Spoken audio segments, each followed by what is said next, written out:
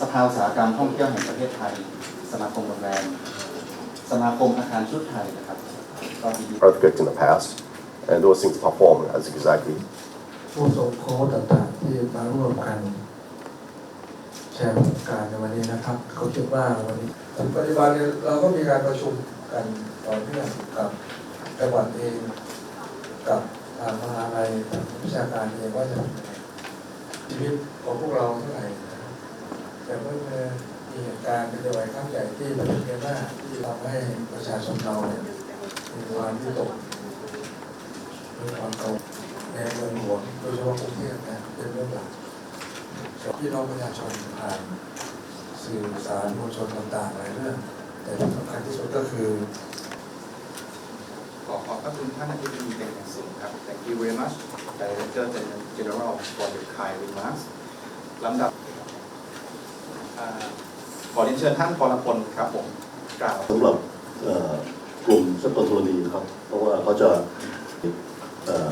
ประสานงานทางบูธแบงค์ยินดีต้อนรับท่านที่ปรึกษารัฐมนตรีกระทรวงทรัพยากรธรรมชาติและสิ่งแวดล้อมนั้นท่านพรพลและคณะและที่สำคัญที่สุดก็คือวันนี้เป็นวันที่พวกเรารอมานานนะครับที่อยากจะหาเรื่องสำคัญที่มันเกิดขึ้นในปัจจุบันเนี่ยไปบอกกับหน่วยงานที่เกี่ยวข้องต่างๆไม่ว่าจะเป็นจังหวัดท้องถิ่นที่เขาต้องใช้ชีวิตอยู่ตรงนั้นอย่างไรที่จะป้องกันความเสียหายต่อชีวิตทรัพย์สินให้มันลดน้อยลงไม่ว่าจะเป็นโครงสร้างทางวิศวกรรมและอื่นแต่ที่เราก็พยายามเรียนรู้อยู่ก็เห็นที่ประเทศญี่ปุ่นเนี่ยของนักธุรกิจเนี่ยก็มีระบบโครงสร้างพื้นฐานต่างๆที่ป้องกันผลกระทบจากหลังจากเหตุมันเกิดก็ถือว่าวันนี้เป็นครั้งที่2ครับที่ผมได้ประสานทางท่านดีนะครับที่จะขอเรียนเชิญธุรกิจมิยาโมโตะเนี่ยมาแล้วก็หารือความร่วมมือกันอีกครั้งหนึ่งเป็นครั้งที่2ว่าเข้ามาเมืองไทยเมื่อช่วงก่อนสงกรานต์ช่วงนั้นก็ได้พบกันครั้งหนึ่งแล้วก็หารือแลกเปลี่ยนมุมมองนะสถานการณ์เหตุการณ์แผ่นดินไหวนะครับซึ่งเพิ่งเกิดขึ้นเมื่อเดือนที่28 มีนาที่ผ่านมาครับเป็นครั้งแรกนะที่เราเผชิญกับเหตุการณ์แผ่นดินไหวที่ค่อนข้างรุนแรง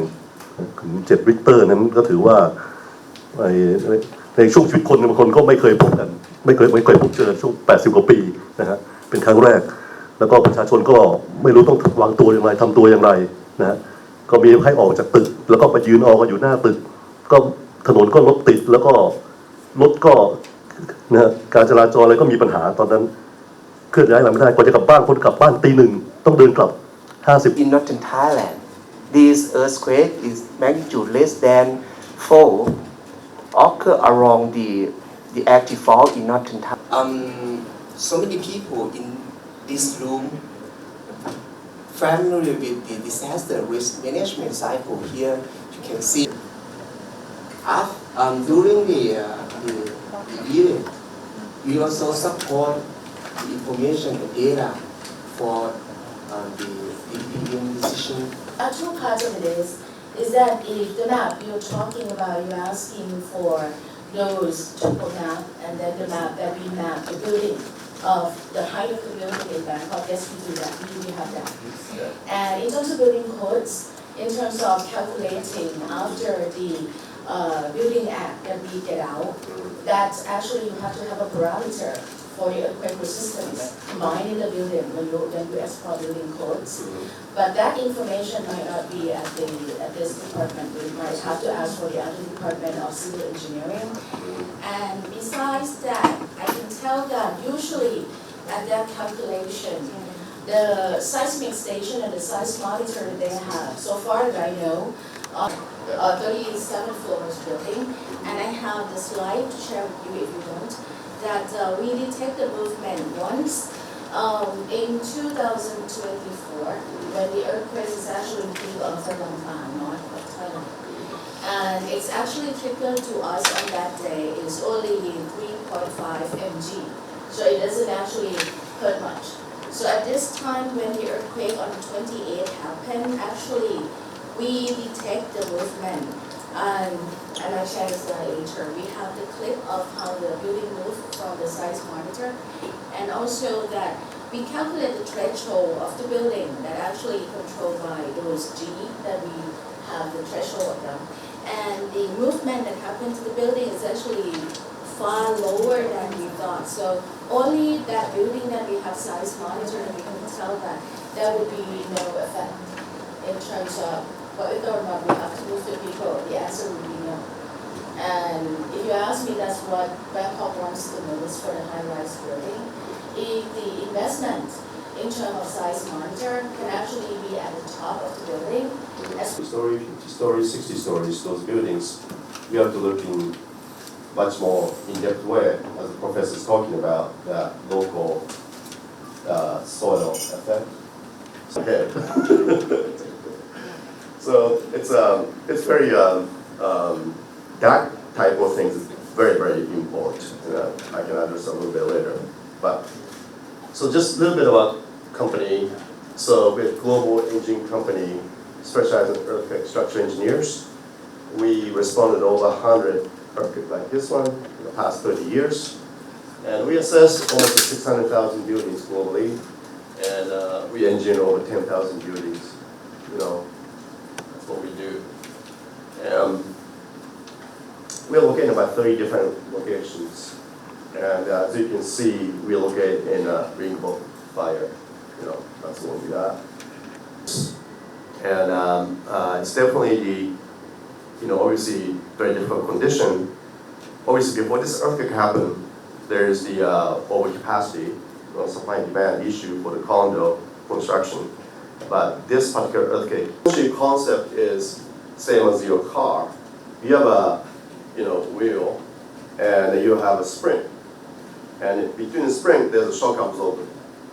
there. Just imagine if you take the shock absorber out and go for drive, you're going to be swinging more. If you put shock absorber, it's less. So that's exactly what we saw here. No, all the buildings do not have shock absorbers. That's why it moves a lot. And other option is make a spring very stiff to make not moving too much, right? But that's just really difficult to make a spring like that. Same thing applies to building system too. And basically, this information is actually open data. I can share with you later on. For example, I already told you that in Thai 37 floors building, City Hall, Bangkok City Hall,